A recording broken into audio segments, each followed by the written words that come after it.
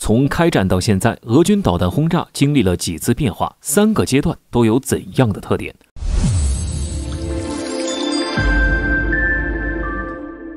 如今俄乌冲突已经持续快1整年，相信大家都已经对俄罗斯的战术已经十分了解。目前俄罗斯主要是以阵地推进为主，而在推进战术中，导弹轰炸就是十分重要的一环。俄军自战争开始就采用了导弹轰炸，但是其中也发生了许多问题和困难，导致轰炸战术也经历了几次变化。今天正好借这次机会，我们来好好聊一聊在俄乌战场上俄军的导弹轰炸。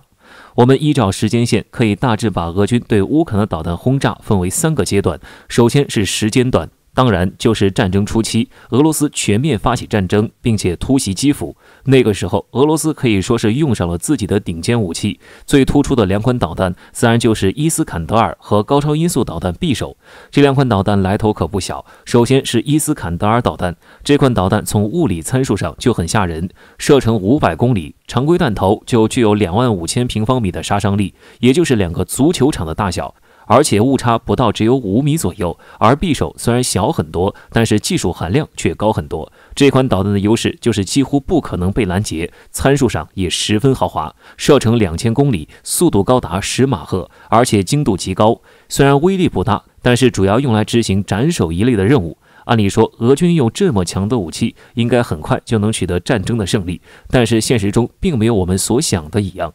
首先是这2款武器第一次运用到实战，在使用了几次以后，俄军逐渐发现了这2款武器的问题。首先就是性价比太低，虽然这2款导弹都能摧毁目标，比如基辅的政府大楼，但是乌克兰作为国土面积欧洲第2的国家，用这些高端武器进行覆盖式轰炸还是太浪费了。而且俄军还要留下一些库存用来打决战和自己本土防御，所以当战争进入到拉锯战的时候，俄军就放弃了使用这2款导弹。之后俄军也进入了轰炸的第2个时期，那就是清库存。俄军的思路也很简单，打消耗战是吧？那就让你们看看什么叫世界前3军事强国。大概从去年年中，俄军就开始用库存货进行了地毯式轰炸，像是苏联时期的反舰导弹 KH-22 和 S-300 防空导弹都用来进行轰炸了，反正能炸就行。在这个阶段，俄罗斯想得太简单，认为只要用数量就能压倒乌军，但是其实大部分导弹根本就没有打到有效目标，像苏联时期的导弹都没有制导功能，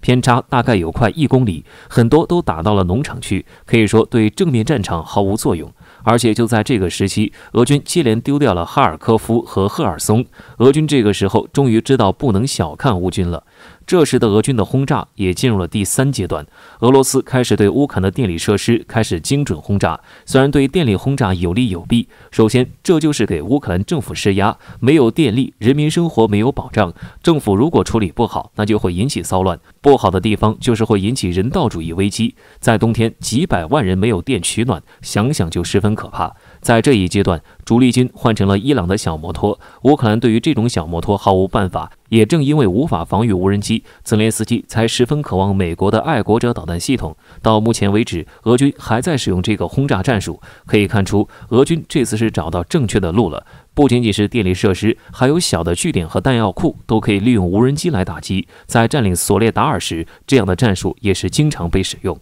可以看出来，目前的现代战争都有一个普遍的问题，那就是很多武器都缺少实战经验，所以战争前期肯定会有试错成本，俄军也承担得起这样的成本，这就是大国的优势。俄乌战场未来的走向，我们将持续关注。